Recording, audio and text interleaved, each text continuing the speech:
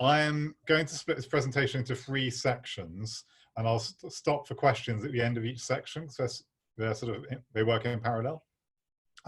So do throw questions into the chat, and I'll answer them as I go along. Can everyone see my screen okay? Yeah, okay, great. Brilliant. So basically, I've spent the last 20 years or so working in where digital marketing for big companies like Salesforce and Facebook and the UN meets political campaigning. And the reason I got interested in the internet about 20 years ago was the idea you can measure what worked. Because having trained as an economist, one of the things that always worried me was actually how poor we were at knowing what worked and how poor we were at measuring it. And that became my obsession. And I think there's these 2 parallel things that I work on for sort of relevant to Lib Dems, but also relevant more broadly. One of which is we have a sort of science of how people's brains work that has developed a lot in the last 20 or 30 years. And that gives us theories about why people are behaving in a particular way. But digital marketing from a completely different angle, just trying to sell people things online, has helped us measure what works very quickly. So if you put up 2 different ads and display them to 10,000 members of the public, a few hours after you've put them up, you have an answer on what's working and what's not working. So that's much faster and much cheaper than traditional scientific testing. So very often it uses exactly the same sort of technique of being a randomized control test. And that means we've, I think, learnt much faster than we did in the past what works online. And just to give you some really minor example that came to hand, Best for Britain, who I work with, the anti-Brexit campaign, they launched during the 2017 general election campaign.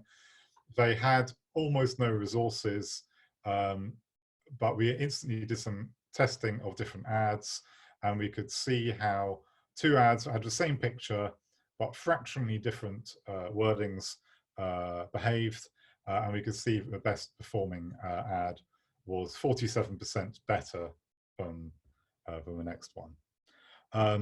And that's quite common. You find these quite big differences. And more broadly, we could find out things like our paid advertising on Facebook and YouTube worked really well, didn't really work on Twitter. When famous people mentioned us and encouraged their followers to come and join us, they did, except they wouldn't do it if you didn't put a link in. Now, finding the link to where we were is probably a matter of a few seconds work, but that few seconds was the difference between it having an impact and not. Equally, we found that email worked very well. And so we took away a lot of things we learned from that and keep on learning. But I've also looked a lot at what works in the corporate world. So, you know, if people see a TV ad, do they buy toothpaste?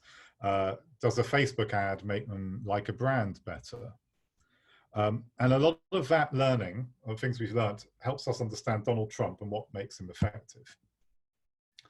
Now, I won't try and do audience participation today, but normally I would ask my audience, do you think Donald Trump is smart? And not that many people will say yes. A few people do, because what they're doing is they're answering a question, not whether or not they think he's clever or likable, but whether or not he's effective. And if you ask an audience, you know, is Donald Trump effective? Most people say, well, kind of yes, because he got elected. You know, despite these enormous failings he has as a human being, and you know, he's obviously a truly horrible man, and you know, he's not interested in, he doesn't really know much about anything. You know, he's not interested in learning about anything. Yeah, he's got these huge failings that should normally disqualify you for pretty much any job, but he got the best, you know, most important job in the world. And until a few months ago, you would have said he had a pretty good chance of getting re-elected. I mean, even today, maybe you would. And I think we, whether or not it's a business or in politics, can learn from that. And I'm going to walk through 3 tricks, and all 3 of these tricks have academic support for them, but also have been tested on the internet many times. And we can sort of take them into our everyday lives. The first one of which is that Donald Trump uses simple words, short sentences, and lots of repetition. A child can understand him. So why is this good? Well, our brains get confused, and our brains confuse easy with good. It's a trick you've probably seen with Apple as a brand. And just give you an academic example. These two statements. If you show these to a group of people, on average, people think that A is true. They actually are both lies, but statement A in bold is easier to read. Consistently, our brains just assume that if something's easy to consume, then it must be true. And what happens is not just how is it bold, is it easy to read, it's also how easy it is to understand. Fantastic academic study done by some American academics that showed longer words and longer sentences make you look less intelligent and less credible. That's deeply unintuitive to many people, but you can test it, and it has been tested quite a lot. So armed with this idea of simplicity, I decided to go and take a random Donald Trump speech and compare it to a random Hillary Clinton speech. So firstly, I looked at how old do you have to be to understand the speech? And there are many tools available online which will assess that for you automatically for free. You needed to be 11 years old to understand a Trump speech, and 15 years old to understand a Clinton speech. Now, I'd like to point out, 15 years old is still a pretty well-written speech by Clinton. That would be better than many, many political speeches you'll see. A second thing I looked at was, well, how many words does Trump have in a typical sentence? Because shorter sentences are easier to understand. Trump has 8 words per sentence. Hillary Clinton has 17 words per sentence. So you only need to be 11 years old to understand a Trump speech. And you don't have to be paying much attention, because it has short words and short sentences and lots of repetition. Lots of repetition. Repetition, lots of repetition. And if you just look at his speeches, they're constructed in an extraordinary way that would feel really unnatural to most of us, but is highly effective. So here is a speech. And it's stronger today. And it's a lot stronger today than it was 2.5 years ago. I can tell you that. A lot stronger today. A lot stronger.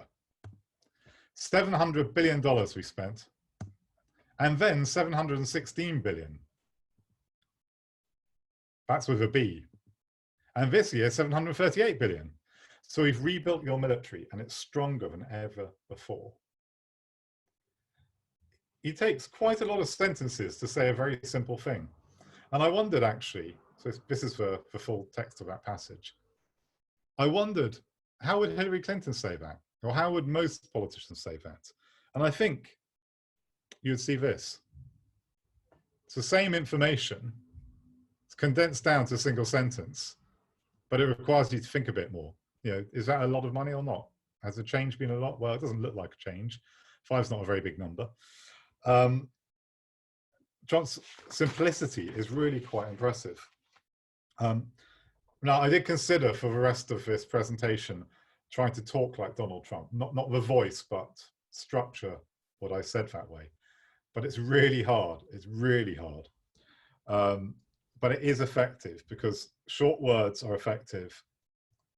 Repeating words wins. Short words mean that people like you and people remember you. And one of the funny things we find is it also makes you more successful online. If people search for something online, they're generally a bit more likely to find things that are written using short words and short sentences. So people who run many websites now that care a lot about Google search have tools that won't let their team publish anything where the readability is too difficult. So they'll say, okay, a 15-year-old has to be able to read every single article on this website. And I've run tests on this. And you can often, just by simplifying text, making it shorter, making the sentences shorter and the words shorter, increase open rates on emails by 20%. And there's a great thing that anyone actually can do to practice getting good at this. It's absolutely free, which is to practice getting good at Twitter. Because Twitter forces you to write short sentences because of the character length, but also the ability to say something in a short and pithy way has quite an influence on whether or not people share what you do on Twitter. So most people who are really good at Twitter will write things in very, very short ways. Even if they use more than one tweet, each tweet will be very, very well refined. So short words work. Oh, hang on, what's happened here? Oh, sorry, there's one other thing to say. Your brain, and I won't have time to go into the science of this, confuses simple things with easy and true and memorable. So from a point of view of your brain, these four things are exactly the same thing. So whenever you see anyone oversimplify something as you think it, remember that very often, even if it's less true, it may well be perceived by our brains as being more memorable and more true.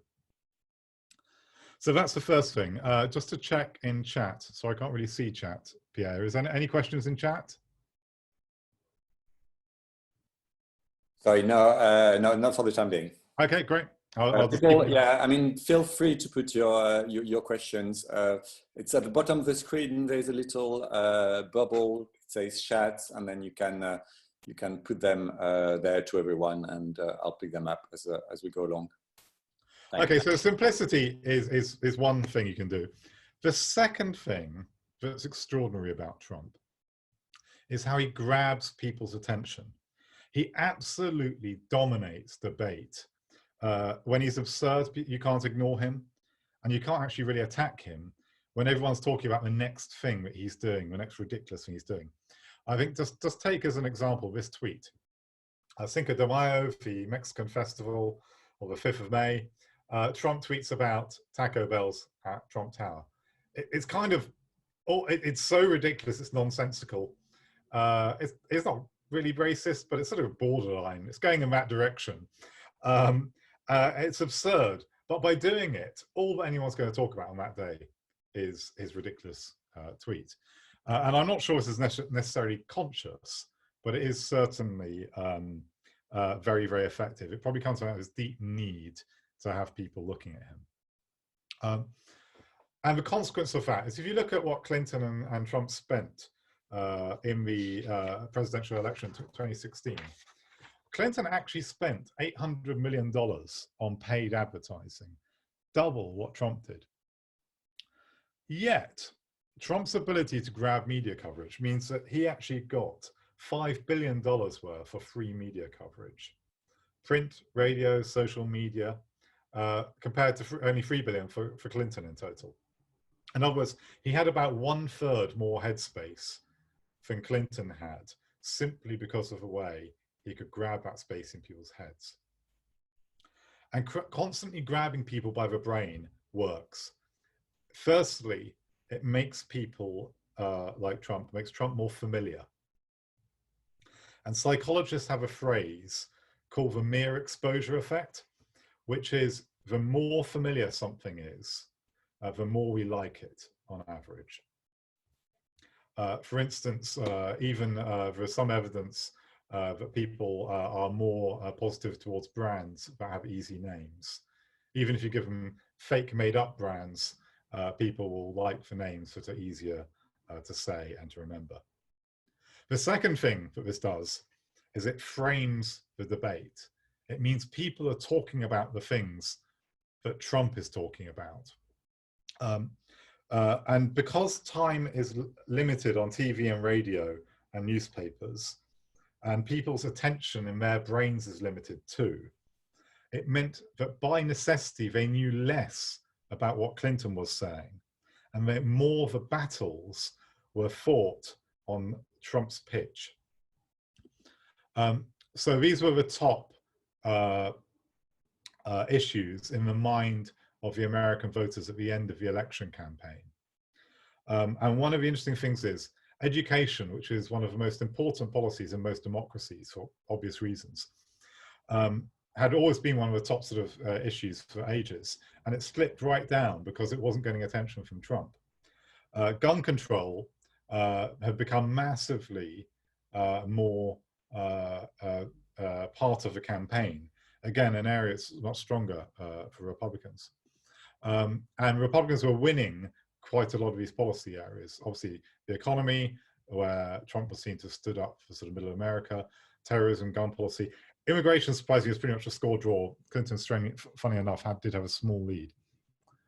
And the best way to grab people's brains often is to start a fight.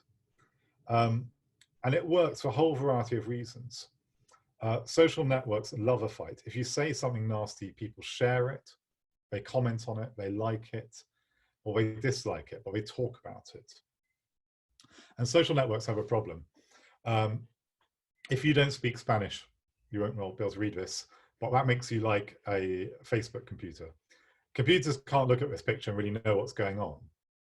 What computers can do is they can see how many people are commenting, liking, and sharing on a Facebook post. And so when Facebook sees a baby photo, it sees huge amounts of engagement, and it goes, this is brilliant. This means lots of people like this content. So I'm going to show it to more people. The problem is that when Donald Trump starts a fight, to Facebook, this looks just like a baby picture. They're indistinguishable. Both of them get lots of people commenting on them, sharing them. So half of those people hate it, half of them love it. But Facebook can't really understand that. What it can understand is lots of people are talking about it. I actually made this mistake a couple of years ago, where I wrote a very carefully written piece with a friend of mine for the New Statesman about how you could win the argument on Brexit. And it was a very cautious one. It was very respectful to people who voted Leave, because we wanted to encourage people who voted Remain to talk differently to people who voted Leave. And I was careful, I was polite, I was reasonable. But the New Statesman put this photo at the top of the article, maybe a little bit less respectful. And when I posted this article on Facebook and paid for some advertising, it went absolutely crazy. People started fighting in the comments. So very soon, loads and loads of people commenting, people sharing with their friends, liking it, disliking it. And when Facebook reported on my little ad campaign, they said it was the best piece of content I'd ever written. Facebook actually rewarded me with cheap advertising because I had accidentally started a fight. They obviously also rewarded me by showing it for free to people. So fighting really works for somebody like Donald Trump. It gives him free reach to people. The traditional media and social media give him free reach. It gives him cheaper advertising, and it also crowds out the headspace for everyone like this. And all of the social networks promote this sort of thing. They all make fights more visible to some degree. And that is great if you like starting fights. And when I did research for this, I thought, well, how often does Trump really start a fight? Is it really every day? So I decided to look at a randomly chosen week. On the Tuesday, Trump makes a joke about extending his term of office past the legally possible term. Obviously, his supporters love this, but also all the Democrats absolutely hate this. And everyone spends the whole day saying how it would be unconstitutional, illegal, how would he do it? And Tuesday is dominated by Trump. Wednesday, he fires his national security advisor. And he picks a massive fight for him, goes, God, I don't know why I ever employed this man, he's terrible. Actually, he didn't have a self-reflection to say, I don't know why I employed him. He said it's terrible, said how awful he was, spent the whole day attacking him. Wednesday, it's the 9/11 commemorations. And again, a time when most politicians would be somber and quiet and respectful. But not Trump, who picks a fight again with his national security advisor who'd fired the previous day, and that dominates the next day. Friday, it's the Democrats' first time that all the primary candidates will be on the same stage. So they're going to have live TV in the evening, hundreds of thousands, probably millions of people watching. And they know they'll get a lot of coverage for how much they all hate Trump. Trump doesn't lie down, just let that happen. Trump goes live on TV and starts arguing with them so that the TV carries a dual screen, one of which is him telling them why they're all so rubbish and insulting them in different ways. So again, he knocks them out of the media that day. Saturday, it actually appears Trump took a day off and went golfing because he doesn't start a fight for a whole day.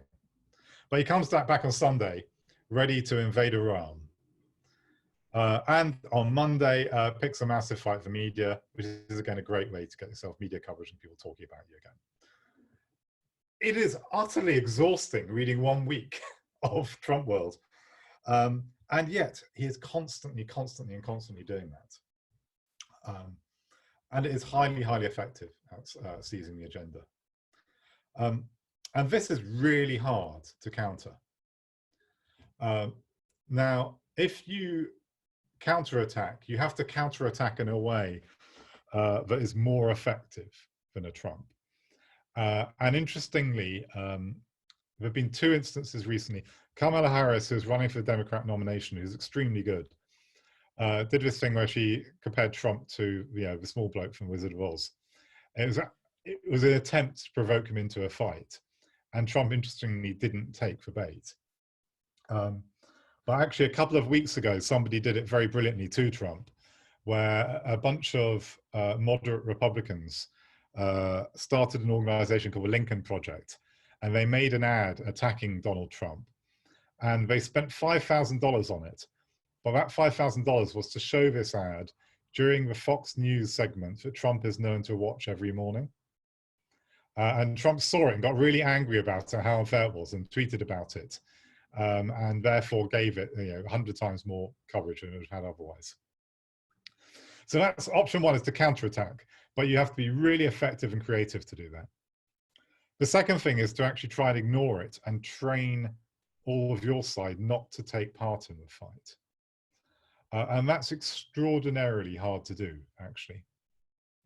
But it is something you can try. And I think it's always something we should always think about, which is when we attack stupid things our opponents say, are we inadvertently helping them by doing that?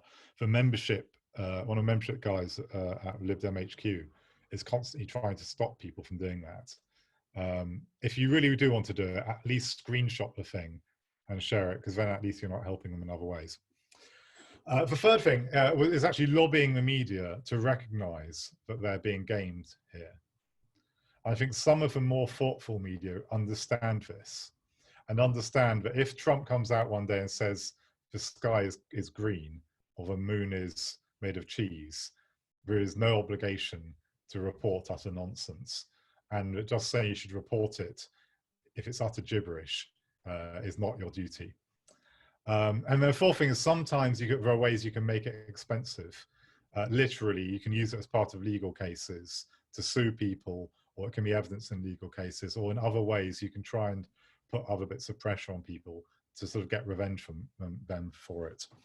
I've got a silly example where somebody I know was attacked by the government in a completely unreasonable way, and has now made complaints against them through the formal channels. And even if these complaints, which follow various bits of government guidance and ministerial code, aren't held up, people in government are going to have to think about this and spend some time responding to it, which will be annoying for them, and therefore might mean that they just don't do that attack or attack that person again. So that's the second big thing. Any questions before I move on to the third thing?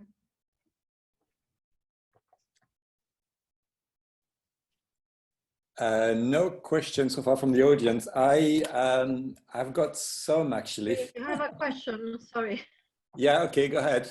Sorry, it's Alessandra. I was a bit slow on the laptop. All these attacks and fighting from Donald Trump was every single day. Do you think they are planned, they are staged, or is just this normal reaction? I think he is psychologically deeply needy.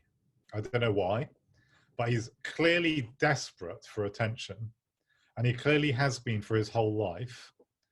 And so I think he has simply got an intuitive feel for how to get attention. And over years, he's honed his skills that way. So I don't think he's necessarily reflective or planning it, actually, no. But it doesn't mean he doesn't do it consistently and at some level know that it works for him. Obviously, because it's not reflective, it's also, he is potentially gamed more easily because he's not thinking about it. I think actually, if you look at the bits for Conservative Party who did this during the general election campaign, where I think it was utterly conscious, and by being conscious, it was, they could do it in smarter ways. Yeah, because I was thinking, if it's a strategy, as you said, it's quite a tiring strategy. It's tiring, but of course, the vast majority of the public don't pay close attention to politics most of the time. And so therefore, for them, it's almost like celebrity news. It's kind of floating along in the background, but what he's doing is the only celebrity, in the same way, I don't know, Kim Kardashian is very good at dominating celebrity news. He's doing the equivalent, so those people just don't get to hear from everybody else. By the way, this presentation isn't about coronavirus. I've got sort of follow-up to this presentation, what will be happening on coronavirus in a few months. But the one really big thing that's different at the moment from really any time in the last 60 years, 70 years, is the public are paying very close attention to what's going on in public policy. So when Boris Johnson went on to announce the softening of the lockdown 10 days ago, 27 million people watched that.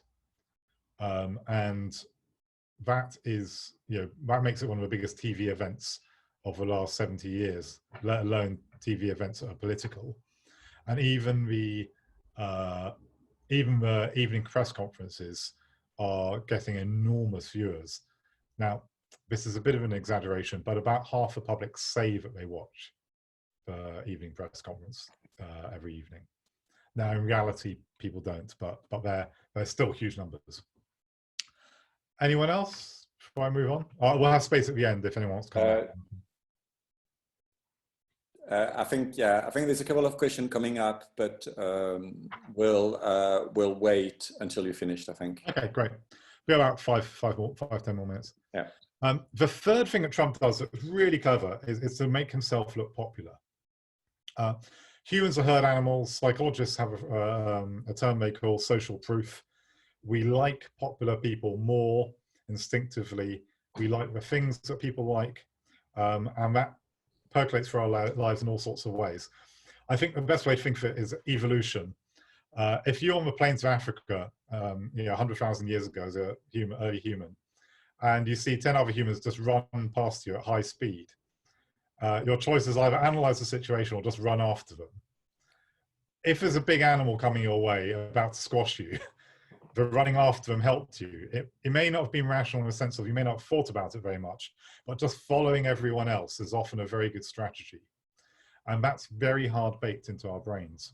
Some of the older people here will remember, social proof of cat food. Buy this cat food because other cat owners say it's great. Something Facebook has been doing for years. If you like a Facebook page, then your friends who see the advertising for that page will see your name as part of advertising. I don't know. Is Alan still in Islington? Alan. Yeah, Mohammed. Yes, he is. Yeah, Mohammed. Yeah. Okay. Anyway, so I saw this a few years ago, so I've been using this picture ever since. Alan had liked a phone charger, and this little thing appeared on the ad they showed to me. And on average, Facebook research says if I see that, I'm 20% more likely to buy that product than I would have been without that social endorsement. And there are a bunch of reasons, one of which is just seeing a friend's name there draws my eye to it. But there's also a certain credibility thing and all sorts of other stuff like that. And this plays through in all sorts of ways with humans. I won't play it to you now, but there's a brilliant experiment you can do where you get a bunch of friends to go on the street and point up at the air. And what will happen after a while is other people start joining, also pointing up in the air because they think they can see something that you're looking at. And eventually you can walk away, leaving an entirely created crowd of your own, pointing at a non-existent object. And you can try this in many different ways. There's even been tests done where money has been attached to trees with a sign saying you can have this. And most people's filters mean they don't really pay any attention to it unless somebody else is doing it. So if nobody is standing by a tree taking the free money off the tree, people just walk past without even seeing it or thinking about it. Or if they do see it, they kind of assume it's a trick, and therefore, if nobody else is doing it, they don't take part. And Trump is phenomenal at using this idea of popularity and social proof. He surrounds himself with celebrities the whole time, so Kanye West being a classic example. He gets into films. People may remember Home Alone 2 right back in the 1980s. Macaulay Culkin actually goes into a Trump hotel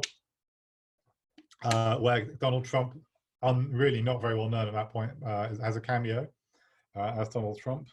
He hosted obviously a TV show, one of the biggest TV shows in America for a decade. And he pretends to be really rich. Early on in his career, as you can see, he looks quite young in this. He obviously had to open a building site. But yeah, most people just wear a hard hat. Yeah, that's what George Osborne or any other normal politician would do. But yeah, he wanted to show how rich he was. He had a gold worker's helmet made. I mean, utterly insane. It's gaudy. It's ridiculous. But it's utterly attention grabbing as an image. He loves to be seen talking to big crowds because that makes him look really popular. And he has one terrible fear, something he confessed to a documentary maker about 20 years ago, where he said, you know, make fun of my kids. It's pretty awful, isn't it? Do whatever you want. Just don't say that I don't have that much money. And the only time he's ever been known to sue anyone in America for what they've said about him has been somebody who said he didn't deserve to be on the rich list because he actually wasn't rich enough. And there's a lot of evidence he's actually massively exaggerated his fortune. Now, obviously, this isn't a new thing. Yeah, Democrats haven't exactly been short of style and celebrity. But I think Trump is particularly good at it. He even claims to sort of constantly be at the center of all the best things in history. So going back to that speech I analyzed earlier, in that speech he says, I'm the commander-in-chief of the greatest fighting force the world has ever known, standing with the highest ranking woman in AMVET's history. Kentucky has record numbers just now. It's the best year they've ever had in just about every category, which is quite a claim. He then turns back to the military. We have the best equipment in the world, the best planes, the best missiles, the best ships, the best everything. By the way, repetition in there as well as simplicity. Largest pay rise. Best trained, most technologically advanced fighting force in the history of the world. Best equipment, best training. Most beautiful uniforms. The best trained people inside uniforms. And after you stop being a soldier, the lowest unemployment ever. And he ends up saying that America will forever remain the bravest, mightiest, and greatest nation on the face of the earth. In one 40-minute speech, Trump talks about having the best and the biggest or the smartest people 12 times, about once every 2 minutes. Trump loves to make himself look popular and successful. He absolutely gets how that is self-sustaining. And one thing he's really scared of is looking unpopular because it's a vicious cycle. And that's why these crowds, Obama had the crowd on the right, Trump had a crowd on the left. That's why Trump absolutely hated this comparison, because he hated the idea of being less popular than Obama. And he argued about this for ages. He got all these stupid arguments about it for ages. And that's why he hates anything that makes him look weak or unpopular. So I think if you pull these three things together, the simplicity, the grabbing attention, and the popularity, what do you get? Well, you get this: buying Greenland. Utter genius. It seizes attention for days. It makes Trump look big and powerful. I mean, what's bigger than buying a country? It's a simple idea. I mean, we all know the idea of buying a house or buying a car. It's just bigger. It's like the biggest idea is buying a country. And I think that's something that a lot of organizations can learn from, actually, however horrible Trump is. Firstly, sort of the PR part of marketing is really important. Getting people to find you interesting and arresting and grabbing their attention is really important, because it forces you to engage with what your audiences find interesting. And having worked in sort of comms and marketing for the last 20 years now, by far the most common mistake is people are too boring to be noticed. Advertising is obviously very important because that gets you more reach, but PR forces you to be interesting. So I think there are very few people who get to be brilliant communicators who don't at some level get to be good at that. I think the second thing is it's hard to be simple. Most organizations really struggle to boil down what they do to a simple message. And often they think they don't need to. So I was talking to somebody today who said to me, look, one of the problems with doctors is they have to educate themselves the whole time on evidence. But most of the evidence they're given is really, really boring. So a lot of the time they don't understand it, they don't read it. And that reminded me of a project I did 13 years ago. And it was trying to investigate, why did only 1 in 3 NHS staff get the flu vaccine? And it turned out most of the communications to NHS staff about flu vaccine were really boring. But most of the conspiracy theories about flu vaccine were interesting. So one of them, for instance, was that flu vaccines contain mercury. Now, there's some truth in that, actually. They just contain less mercury than a tuna sandwich. Now, as soon as you hear it's less than a tuna sandwich, as long as you're happy to eat a tuna sandwich, it sounds unthreatening. But the NHS had never done comms that was interesting in that way. And therefore, the bad guys were winning that argument. By the way, the NHS actually has fixed that problem largely over the last 10 years or 13 years. It's now up to about 3/4 of NHS staff who get flu vaccine, which is still quite low given they're all meant to have it. And it's sort of something they're told they have to have, but 3/4 is a lot better. And then the third thing, I think, is all organizations can make themselves look popular. Because any organization that has a decent product or policies has quite a lot of people who buy its product or vote for it.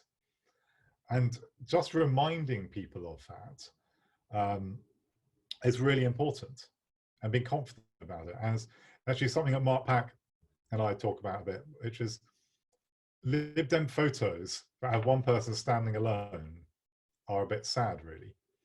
If it's a big group of people looking like they're having fun, it looks much better. And that's, I think, a lot of the time a real challenge is we have to remember we've got to look popular to become more popular over time. So I think if we take those three things and put them together, they are maybe part of how we can defeat people like Trump by turning their own tricks against them. Thank you. Questions? Thank you very much, Rob. Okay, I've got a few questions I'll keep for the end. I've got one myself, actually, which is to which extent context matter here. So I'll take several examples. One is the superlative expression of Trump. Is there a cultural dimension to it, which means that it might not work in a within the British context with understatement. In the same way with repetition. So the repetition example you've given was a speech. Does that work for written text as well? Or, I mean, how do we qualify it? Because I imagine it's a bit different. Okay, yeah. And going back to written text, is there any tool that you would recommend? Because I do think that as a party in general, we have a problem. We find it very difficult to write simple text. And is there any help that we can find out there? Sure. Okay, so on the tools, very easy. There are lots of readability tools that are free or that are free to use. There is one that I don't use, but many people use, which is makes you write like Ernest Hemingway. And the more you do that, the easier it is to understand. And I routinely, when I write articles, take my draft and put it into one of those tools when I end up rewriting it to hit the score. Now, if you are a phenomenal writer, you can probably write better than that, but 95% of us aren't. And for that, actually writing to the formula is actually quite an effective way of doing things. So I Google free readability formulas, and there's one I use. I can't remember what it's called the whole time, but they all do broadly the same thing. But I think the thing I tend to aim for is that at least the 15-year-old could read it. If it's something more important, you push the age down. In terms of context, yes, context does matter, but you have to be careful. That's not an excuse for not doing things at work. Yes, what you'd use in different contexts will work, but almost always using simple words and short sentences and short paragraphs works well. And often, if you look at the world's best communicators, communicating about complicated things, and you deconstruct what they're saying, they will often be communicating that way. So you'll get a top scientist or somebody like that who is famous as a communicator. And often you'll actually find how they do that. They do it that way. They communicate in very simple language. And often they can often even do that to expert audiences. Moving in this direction helps. You don't have to get the whole way, but moves in this direction help.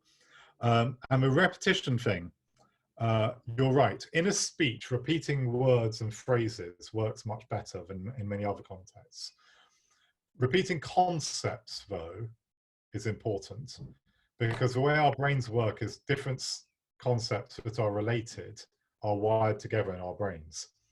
So if you say, I don't know, Islington Lib Dems care about our community in 35 different ways over a series of social media posts or leaflets or whatever, those will both connect to specific words like rubbish or rubbish bin or something like that, but they'll also connect to concepts like caring about community. And parties build up brands that way. And I think if you think about this as being a brand building thing for a political party, the importance is you do repeat the ideas and the brand a lot. And that means you try and limit the number of things you say. So imagine that you think potholes in Islington are very important. Part of the creative challenge is to find 100 different ways to say that are interesting. And that's obviously harder. Well, potentially it's harder. Coming from the advertising world, if you talk to creative people in the advertising world, often they say it's easier to have a very, very narrow brief than a wide one. So the brief of how is Islington show Islington Council failing is quite a hard one. Make a pothole interesting is a much simpler brief in many ways because it's narrower, because you instantly go to, well, maybe you could have somebody pretending to swim in a pothole, or a giant rubber duck, or the pothole could tweet until it gets fixed, or whatever your idea is. So I think repetition, the thing about repetition, it doesn't just have to be the same words, it can be the same concepts. And that's what brand building is. And over time, people have very strong brands of parties. And if you look at how the British people see political parties at the moment, broadly speaking, they see Labour as caring about people but particularly poor people, but many people don't perceive themselves to be. But they also see Labour as being maybe financially irresponsible. Conservatives are kind of the opposite, the mirror of Labour, in that they are perceived as being for rich people, but also a bit more responsible and grown up. We as a party traditionally have had quite weak, we haven't been associated with much. There are a couple of things though, I think one of which is we are seen to care for all bits of society. And for a lot of people who perceive themselves in the middle or at the bottom end of society, I mean, basically nobody hates us because they think we are against them. And that's actually quite helpful because it gives you a broad audience. But the other thing we're seen as having done is we're seen as standing up for all sorts of small L liberal beliefs associated with fighting Brexit. And so whatever we do brand-wise in the future, whatever our repetition is, it has to build on that. It can't abandon it. Now, that doesn't mean we sit whining about having lost for the next years, but it does mean we have to think about what can we do that builds and reminds people about the good things we did there. And I can see chat opening up with people. Tim, do you want to ask your question, because it's related to what Rob just started saying? No, I think it's just building on stuff Rob's been hinting at all the way through, which is what will your top 3 tips be for our current or new leader of the Lib Dems in terms of learning from Trump, both the good and the bad? Yeah. So the first one, which is that last point, is you've got to find one thing that you focus on for the next 4 years. And spend time getting that right. It could be education, it could be some angle on the post-Brexit world or post-coronavirus world, but you have to focus on that. Second thing is you've got to realize that none of it will have any impact between now and the next election unless you can get people to pay attention to you. So you've got to put a very high premium on creativity. And to put a premium on creativity, you've got to find ways to measure whether or not what you're doing works. But also, you've got to stop doing things to give yourself space to be creative. And if you try and say 20 different things about what government is doing every day, you end up being really formulaic and not being very creative. So making space for that creativity is really, really important. And then I think the third thing is about the popularity thing, which is it will be very hard between now and the next election, realistically, for Lib Dems to have some massive, massive revival driven by what we do. We might get lucky and the government might become unpopular in a way that helps us. But at the next election, people will turn their attention back to us. And one of the key things I think to do will be to make ourselves look popular in various ways. And there's a sort of whole set of things you can do at national level. And then there's another whole set of things you can do at local level. At local level, obviously, sort of intensity of campaigning is one important thing. But from a sort of, I think the key thing is to make people feel that lots of people like them support us. And that's going to be pretty hard, but that's sort of unavoidable. Can I ask a follow-on question? Rob, that sounds like the advice you give any Lib Dem leader for the past decade. What is it you take from Trump specifically? He does everything all the time. He attacks, Okay, that's a fair point. I mean, you're right. I would have given this advice. The Trump, I think the Trump stuff is to realize there are very, very few downsides to sacrificing credibility for coverage.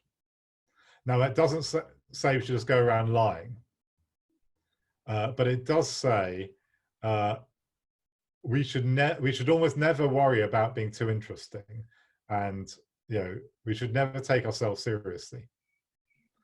And to give you an example of this, the London Lib Dem campaign, so the Merton Lib Dems wanted to do a thing about how Merton Council was rubbish, and they invited the London campaign along, and they got somebody dressed up as a womble to do a litter pick actually not on Wimbledon Common, but not very far from Wimbledon Common.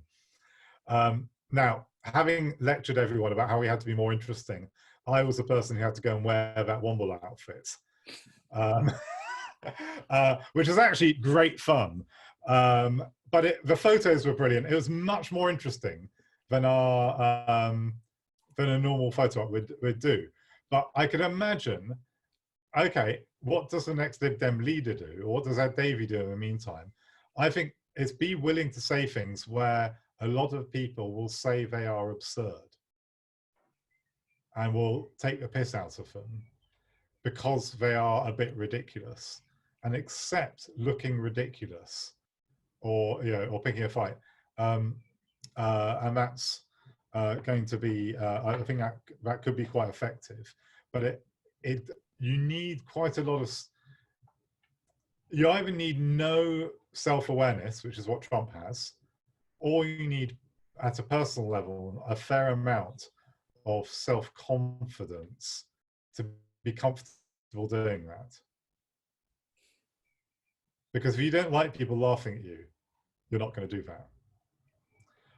So Alex asked about, should we creatively attack Johnson for his buffoonery? In many ways, no, I don't think we should. We don't think we should attack him via buffoon, because that draws attention to interesting, fun things he does. I think we should draw attention to him being bad at his job. And like for work purposes, I've been tracking a lot of the polling on coronavirus. And the really interesting thing has been the public's, if you ask how they'd vote today, the public would vote for Conservatives by a huge majority. Yeah, they get 50% of the vote. But if you dig under that, in the last 2 or 3 weeks, there's been a big fall in the public's confidence in the government. And very real failures of delivery, like personal protective equipment and testing. Those things have been noticed by the public. And so I think getting Johnson on the details is really important. Now, the really clever attack gets some details in a way that's very interesting and fun. And actually, I think Ed is sometimes quite good at that. But that's a way you get to him is you kind of get the public to think, yeah, he is funny, and I do enjoy listening to him, but kind of I'd rather he did a good job. And up to now, the public hasn't really minded him being a buffoon. But actually now the stakes are quite hard. The public are starting to get a bit annoyed by that. Now, he's got to go a bit further until he's really unpopular. But there's, I think that process has started, and the detail will be the way in which we will be the substantive part of that, but it needs a fun wrapping. Helen, go ahead. I'm just, struggling a bit with this. Are you saying basically that, I'd be really interested in a comparison between Trump and Obama, for instance. Obama is a politician that probably most of us would admire. Are you saying those days are over, that we're not going to be getting a politician, a leader like that? You have to be prepared to make a fool of yourself. Or be mentally somewhat unstable. I don't think Trump is, well, he's not mainstream. No, I don't think those days are necessarily over. But I think the thing about Obama is Obama actually, he did the first and the third of these things very well. Most of the time, Obama was very good at simplifying things. He is conscious as well, by the way. What's really interesting about Obama, if you read the book about his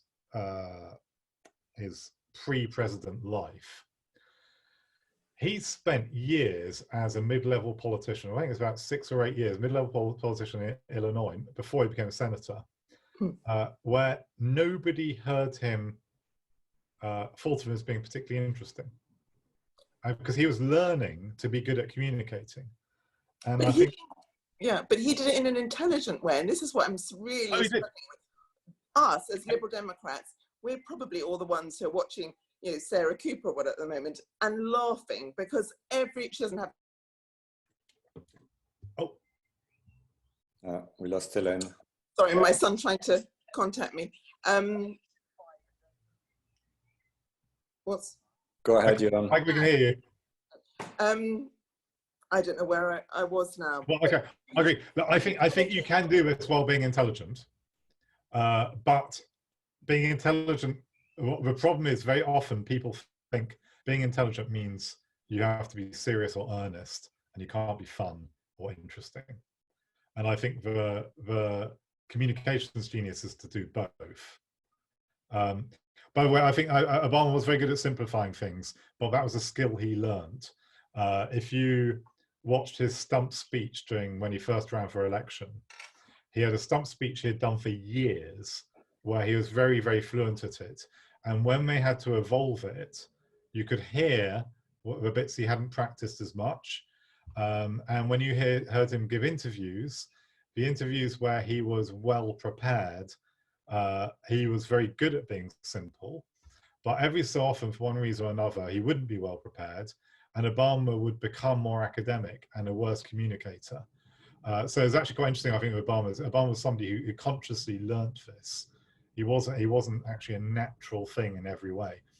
Obama was also very, very good at looking popular. Obviously, being a phenomenally good public speaker is a benefit there.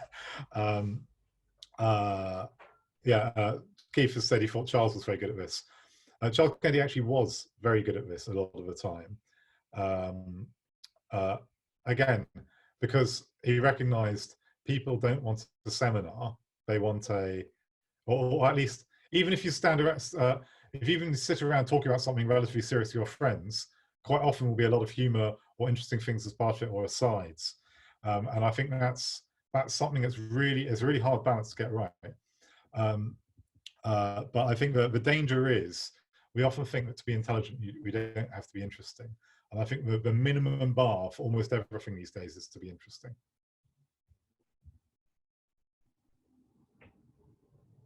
Which makes it harder for all of us. Okay, has anyone got further questions? Rob, you've spoken a great deal about sort of social media, about speeches, about sort of live interaction.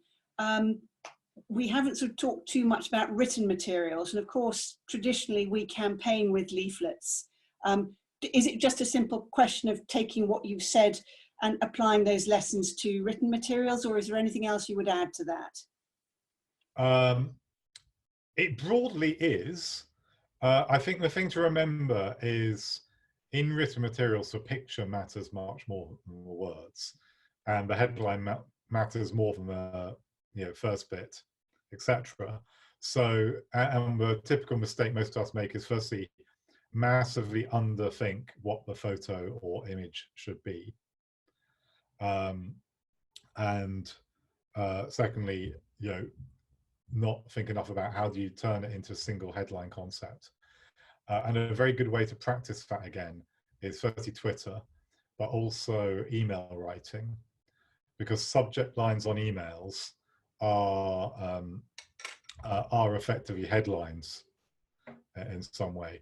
And so you can test emails, send half of people one headline, half another, and you can test which one of those works best. So I think that's really important.